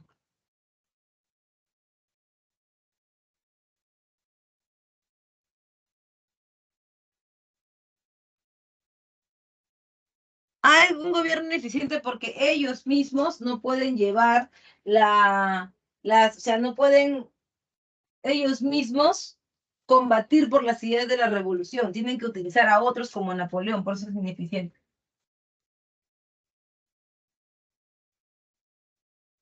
Sí, o sea, te suena a que está intentando volver a las bases del antiguo régimen, y Napoleón deja el consulado para convertirse en un emperador, porque él mismo se pone la corona y ahora va a gobernar todos los territorios que pueda de Europa. Así, por ejemplo, el territorio italiano, la Confederación del Rin, ¿no? Francia, y va a comenzar a poner a su familia para gobernar estos territorios, convirtiéndola en un sistema de nobleza. Profesora, pero todo eso es antiguo régimen, sí, pero Napoleón consideraba que la única forma de enfrentar al antiguo régimen era así, con más antiguo régimen, porque él decía que eso era lo que ellos sabían leer, ¿no? Antiguo régimen. Entonces, em,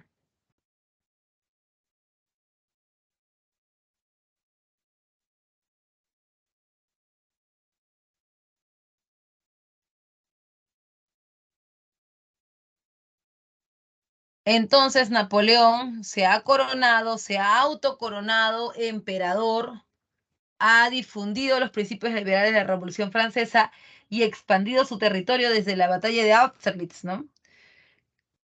Ha luchado contra las coaliciones lideradas por Inglaterra. Profesora, ¿por qué Inglaterra está liderando estas coaliciones? ¿Qué cosa quiere, no? ¿Qué está pasando?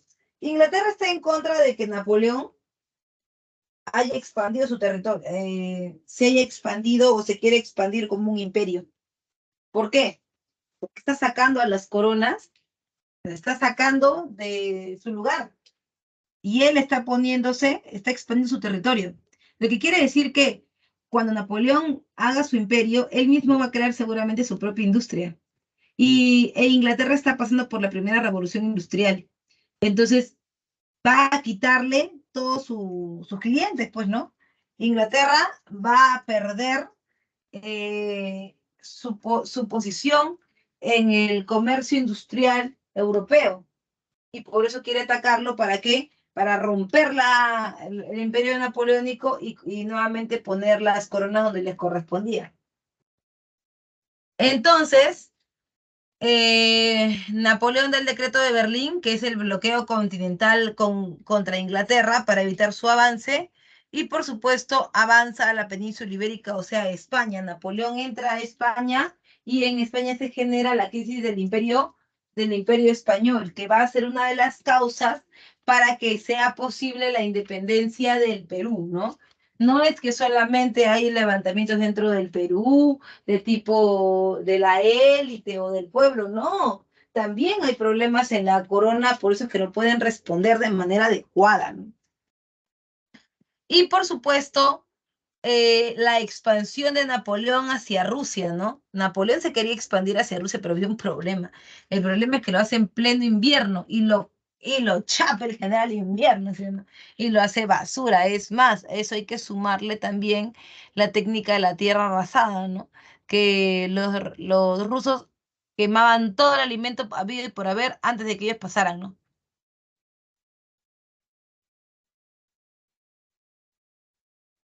Fracasó en su campaña de Rusia y finalmente Napoleón es vencido en Leipzig, y la última de sus enfrentamientos, la última de sus batallas fue en Waterloo, ¿no? Y en Waterloo fue llevado hasta la isla de Santa Elena y dejado ahí, ¿no? Ya ahí nomás pasó sus últimos días. En cuanto a las consecuencias de la Revolución Francesa, se abolió el absolutismo y se disolvieron los privilegios estamentales. ¿Cuáles eran? Nobleza, clero, pueblo. Ahora ellos pagarían como cualquier otro, ciudadanos todos, pagarían su impuesto, ¿no? Ya no habrían privilegios. Todos somos iguales. Muy bien. Hasta ahí todo bien. ¿Hay alguna duda, alguna consulta? Porque voy a entrar ya a la última parte. Nos quedan solamente 2 diapositivas. ¿Preguntas, dudas? Disculpe, ¿podría repetir sobre el Código Civil de 1804? Sí, claro, el Código Civil Napoleónico es un cuerpo de leyes que reemplazaría a todas las leyes anteriores francesas, ¿no? Que obviamente se ha hecho a su medida. El Código Civil Napoleónico era transversal a los diferentes derechos, como el derecho de familia, el derecho civil, ¿no? El derecho comercial, y eso hacía que él tenga en sus manos, ¿qué cosa? Tenga en sus manos lo que nosotros conocemos como el poder legislativo. Por lo tanto, había una acumulación o centralización del poder. Ujú. Gracias, Miss. Ok.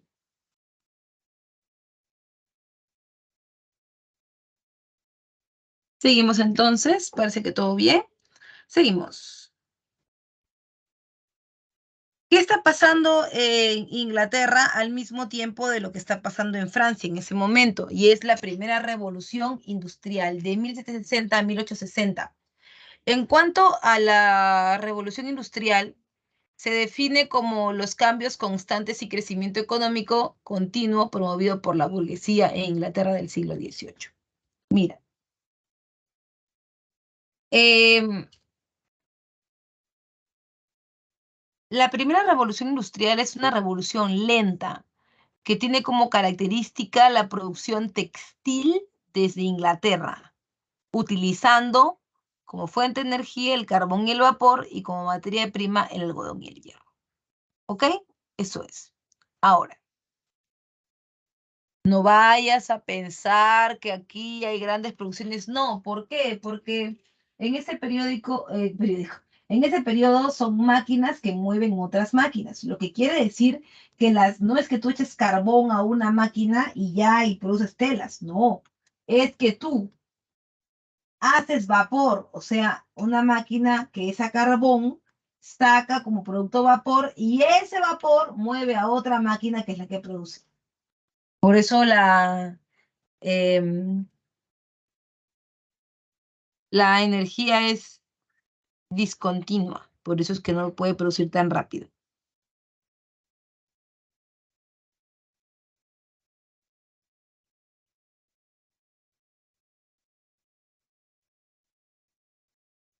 Por otro lado, también están los factores, ahí está la estabilidad política de la monarquía parlamentaria, que te comentaba era diferente a los franceses, el crecimiento demográfico porque hay un gran avance en la industria farmacológica, y la revolución agrícola británica que cambia su modelo de producción, es decir, cambia sus productos producidos, que son agropecuarios, básicamente por la producción textil, con el uso del guano.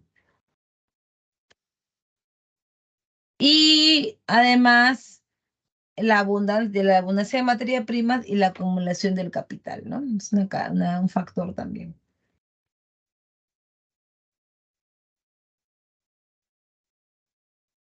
¿Cuáles son las consecuencias de la primera revolución industrial? Bueno, en el caso de la primera revolución industrial, recuerda, hay una migración del campo a la ciudad, ya, la gente ve más oportunidades en la ciudad, el crecimiento de las ciudades, ya, las ciudades crecen porque, ya sabes tú, según Malthus, la población crece a ritmo geométrico, mientras que el alimento a ritmo aritmético. Duras condiciones laborales, se explota el trabajo femenino, el trabajo infantil, y surge el proletariado. Profe, una pregunta, ¿qué es el proletariado? Ah, ya, el proletario es el obrero con conciencia de clase.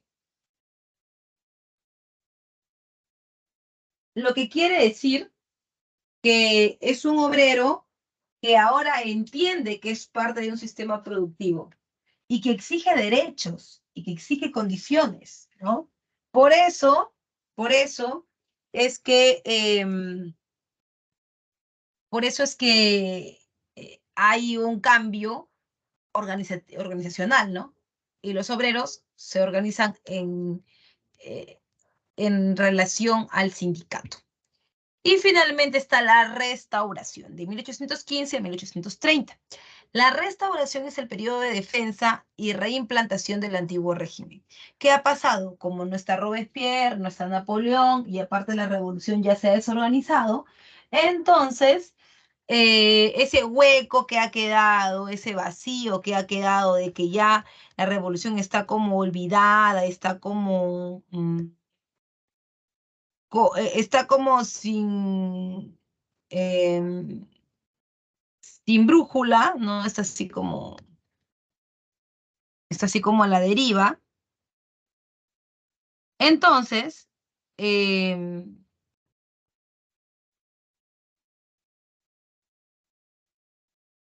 es la Iglesia Católica y las antiguas coronas, ¿ya? Y las antiguas coronas, las que van a generar un nuevo sistema, ¿no? Y por eso se genera el Congreso de Viena.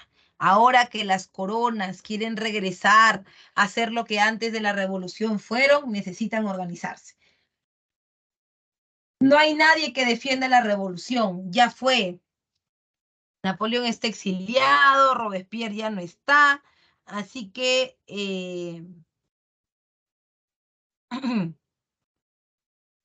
así que es el momento de actuar, ¿no? Es el momento de actuar.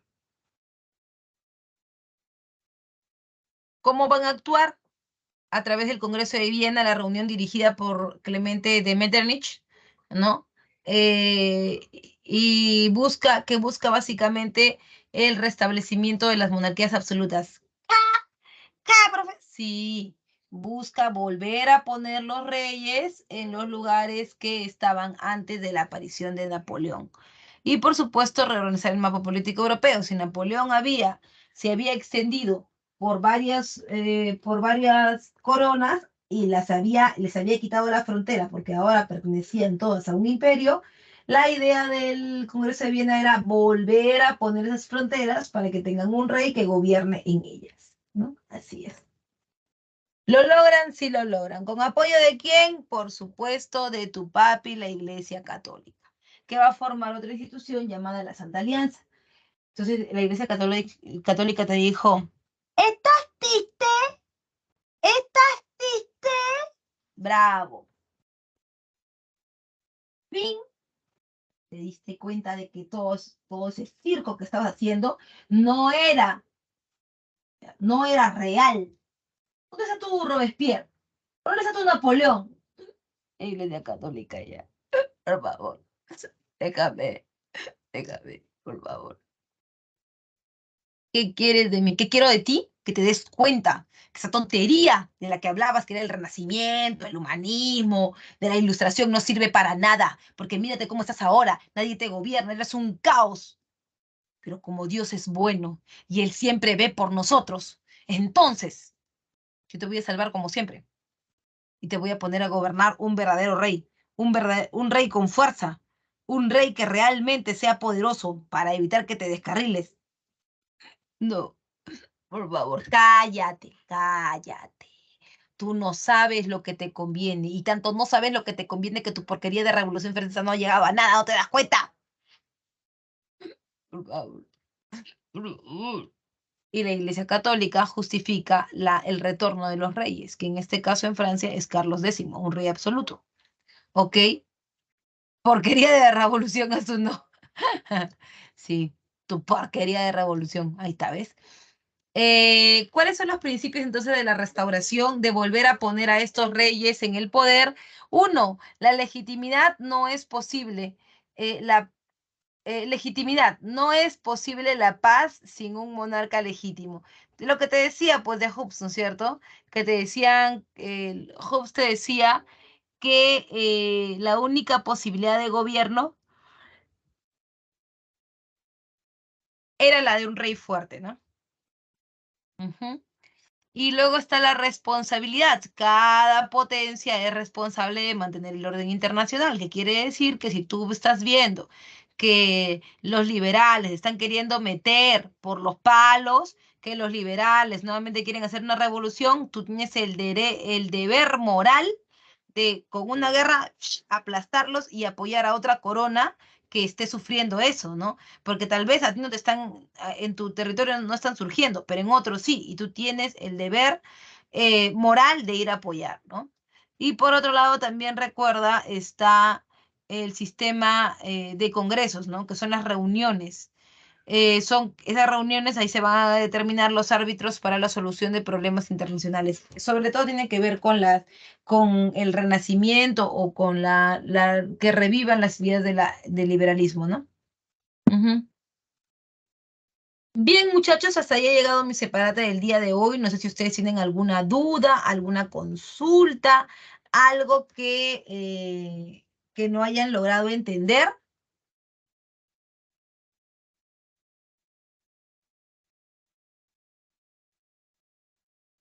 ¿Nada?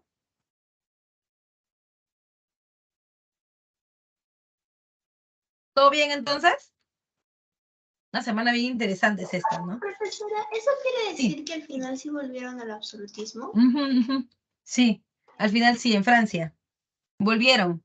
Y es más, la siguiente clase de Historia Universal va a hablar de eso, ¿no? De cómo esta restauración, este volver al absolutismo, este volver a las bases del antiguo régimen, va a traer una consecuencia. Y esa consecuencia se conoce como Segunda República Francesa. Pero todavía lo vamos a ver la siguiente semana, ¿no? Que es la semana número 13. En la semana 13 de Historia Universal, o 12. En la 12 de Historia Universal, ahí vamos a ver nosotros qué es lo que ha ocurrido, qué es lo que ha pasado, ¿no?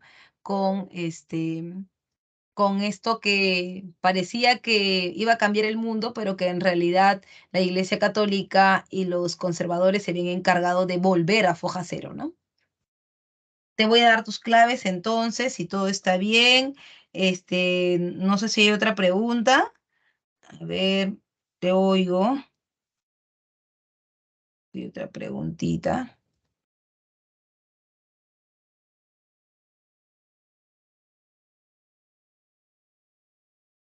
Es una separatita que si te das cuenta es bien pesadita, pero que creo que sí ha quedado claro sobre todo las ideas de ilustración que se van a repetir tanto en la Revolución Francesa como en la independencia de las 13 colonias. Sin embargo, también hay que tomar en cuenta que tal vez la pregunta ahora en tu cabeza cuando repases sea, ¿por qué si la Revolución Francesa no tuvo tanto éxito? Porque ya estoy viendo que al final se debilita. ¿Y por qué si la independencia de las 13 colonias sí realmente tuvo éxito? ¿Por qué la edad contemporánea comienza con la Revolución Francesa? ¿Por qué no empieza con la independencia de las 13 colonias? Ah, ya, porque como tú sabes, tu línea de tiempo es eurocéntrica. Pobre Francia, sufría mucho. Sí, sufrió mucho. Sí, por supuesto. Todos los europeos. Em, porque tu línea de tiempo es eurocéntrica, ¿no? Entonces se ven más los hechos europeos que los propios americanos.